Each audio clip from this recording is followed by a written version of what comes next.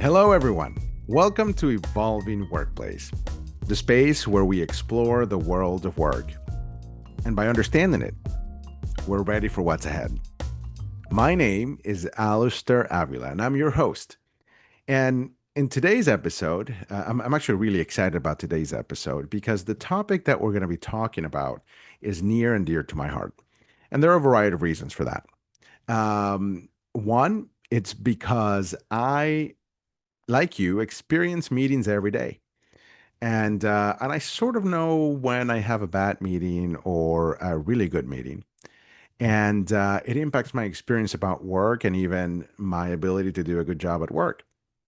And the other reason is because this topic of meeting effectiveness was the topic of my doctoral capstone at Vanderbilt University. I did a lot of research and reading about meeting effectiveness because my study was about understanding how teams learn to interact in meetings over time and how that impacts perceptions of meeting effectiveness and satisfaction. So that research is out there for the world to see, but I learned a lot from the studies that I read and the study that I conducted. So today, it's not necessarily going to be a comprehensive, list of factors that impact meeting effectiveness, but I will give you some research-based understanding of what makes meetings more effective. So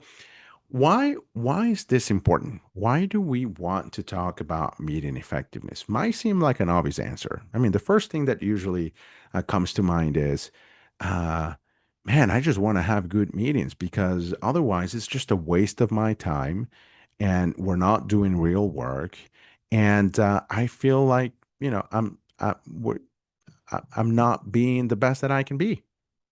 I'm not producing good work. And so why meet about something that doesn't need to be a meeting, right? And that's usually another reason. And as you know, anecdotally, and as an employee, I believe you that because that's exactly what I experienced. But research also tells us that meetings can have significant impact, not just in our experience of work, like we were just talking about, um, but also on organizational performance and employee engagement and some other distant outcomes, in addition to some more, um, short-term outcomes like quality of decisions, productivity, and so on and on. And in fact, when you think about it, when you have bad meetings, um, there is a significant amount of time spent in meetings and a lot of money being spent if you add up the salaries of everyone who attends these meetings. And there are some reports out there that tells you that if meetings are bad and they're not produced what they're meant to produce, there's a whole host of money being wasted. So for that, it is important to understand how to make meetings more effective. So I'm going to delineate some factors, and I'm going to go into some level of detail. And then at the end, I'm going to provide some really great resources from researchers that study meeting effectiveness. And uh, this is actually, in particular, two books that I think are important for everyone to know. So let's start with one of the most important factors in meeting effectiveness, which is a meeting agenda. Yes, a meeting agenda. I'm sure you heard about this before, but hopefully, what I'm going to do right now is actually tell you about how meeting agendas actually work and why they're so important. Okay. The first piece is, and this is what most people know, a meeting agenda, if you have a really good meeting agenda that delineates what you're going to be talking about in the meeting, it provides some structure, an organization, which people appreciate to have in meetings. It allows people to have a nice structured discussion and ensures that the meeting, discussion is complete. And having completed the meeting agenda, it usually makes someone satisfied because you were able to achieve each agenda item, right? But that is not necessarily the only or most important power of a meeting agenda. One of the most important powers of the meeting agenda is helping people, one, understand who needs to be invited to the meeting and prepare for the meeting. And let me tell you why that's important. In the first case, in terms of inviting the right people for the meeting, if you prepare an agenda and you prepare for that meeting that way, then you understand who you need to invite. And those people that will be invited to the meeting will understand why they're being invited, hopefully, if you provided a good meeting agenda. And then they will be more likely to be engaged in the meeting, to interact in the meeting, to have conversations in the meeting. And in addition to that, it helps them prepare for the meeting, which usually leads to more interactions. And so, yes, interactions and engagement in meetings usually leads to more effective meetings and more satisfactory meetings. But what produces that, part of it is having a good meeting agenda that is shared with people in advance so that they can prepare for the meeting and they understand what their role is going to be. Now, um, the additional step that people can take in order to help people prepare for meetings is actually by asking them what items they want to include. And in that way, you start engaging them prior to the meeting in defining what the scope of the meeting is going to be about. And it will help them think about how they, why this meeting is important and how they want to shape the meeting so that it can produce the results that are important to them as well. Okay. So that is the power of a meeting agenda. There are some new ways of preparing meeting agendas that are being talked about out there, which is also, for example, preparing a meeting agenda in terms of questions, um, and not just meeting agenda items like, just employee engagement. What you might want to do is you might want to phrase that meeting agenda item in terms of a question. Like, for example, what do we need to do to improve our employee engagement results? That will create more clarity for the people being invited, but then also will help them prepare better because now they will be more likely to take a look at the employee engagement results if they have access to that and prepare for to have the discussion, right? So meeting agenda is extremely important. There's a lot more to this, and I'll invite you later to get some of this information out there. The other piece is meeting relevance, which the meeting agenda helps create. So you want to invite people again that will be needed to make decisions during the meeting, and and and providing that clarity for them will be important. Um, Inviting only the people that will be relevant for that meeting also helps you improve on a factor, uh, which is meeting size, right? If you only invite the right people, then that will make you more likely to invite the right number of people, right? And you will more likely decrease the number of people that you invite. How many times have you shown up to a meeting where you realize I have nothing to do here? Why have I been invited? That was more likely the result of lack of preparation and intentionality when it comes to the meeting agenda or a lack of understanding about your role in uh, in the meeting, right? So it is important for the meeting organizer to invite the right people, and therefore potentially that factor lead to a better size of the meeting. The other part of the meeting, of meeting factors that are important is the timely start and end of meetings. People will appreciate if meetings start on time and they end on time, and also meeting lateness. If a member of the meeting is late, and there's some research out there that talks about the number of minutes that you're late and how they can impact people's satisfaction of the meeting. So if you are, if I remember correctly, 5 minutes late or more, that will lead to more dissatisfaction than if you are late within the first 5 minutes of the meeting. And the reason why this happens is because if you are very late to the meeting, then people will have a negative response towards you, and they will be more likely to either engage negatively during the meeting with you or not engage as much as they should in order to have a meaningful conversation. One of the things that actually works if you happen to be late, 5 minutes or more, or even if you are 2 minutes late, make sure you tell people why you're late. Hey, I'm sorry, I just got to the meeting. I got a phone call from a customer that I needed to answer. That will help people understand why you were late and create some level of rationalization about why you were late and excuse you for that, right?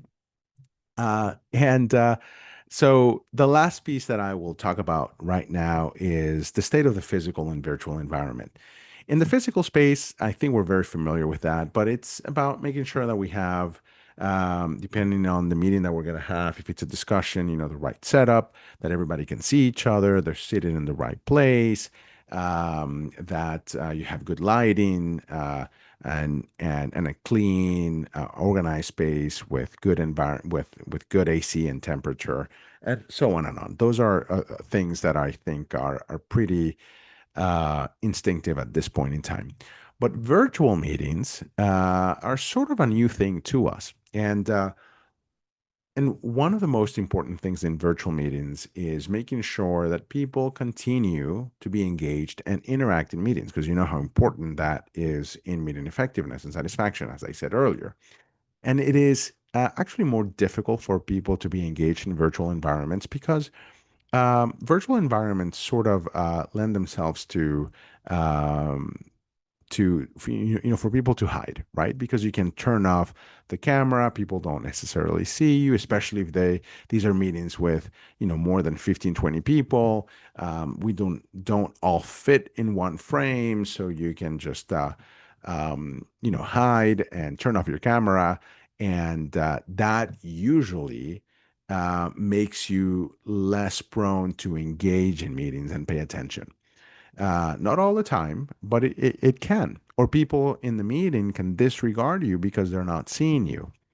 But what happens when you turn on your camera, you have to be in position and you have to be, attentive to the meeting. People can also see many of the verbal cues that are important and that we usually can see in in-person meetings. So maybe if somebody has something to say, they will raise their hand, or they will open their eyes, or they will move their mouth but then not say something, and the facilitator then might be able to see that, and they will be more likely to, if it's a good facilitator, they will be more likely to ask you if you had something to say and make sure that your voice and your opinion and your perspective is heard. And that will benefit the quality of the conversation. So it's not necessarily about having the camera on and making sure that people are paying attention. It's about, making sure that you provide an environment where people are more likely to be attentive and be heard and be engaged in the conversation. Okay. And obviously, you know, very much like physical spaces, when you're in person meetings, you also need to make sure that you have a good quality environment, right? So making sure that people can hear you, and there aren't a lot of interruptions because of Wi-Fi or technology. So it's important that people have the right technology in order to have a good and uninterrupted, way of communicating with people. That's extremely important, so that people are not kicked out and then they have to come back in. We've been in meetings where we can't hear somebody and we have to turn the camera off, for example, in order for people to continue to be they can communicate through the meeting. That's a little different. You sometimes, if that's what we need to do, we need to do that. But it would be better if we thought about that in advance and we made sure that people had good Wi-Fi, good internet, and good technology to avoid those types of interruptions.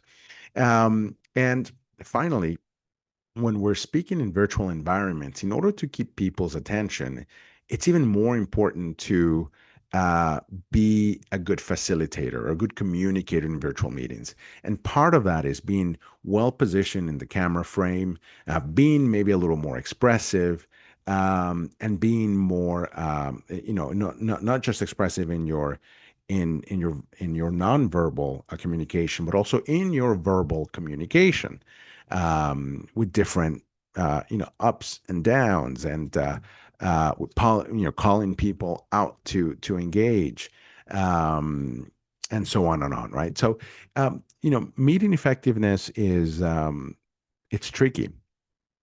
It doesn't come as instinctively to us as they probably should, because we've been meeting since the beginning of time.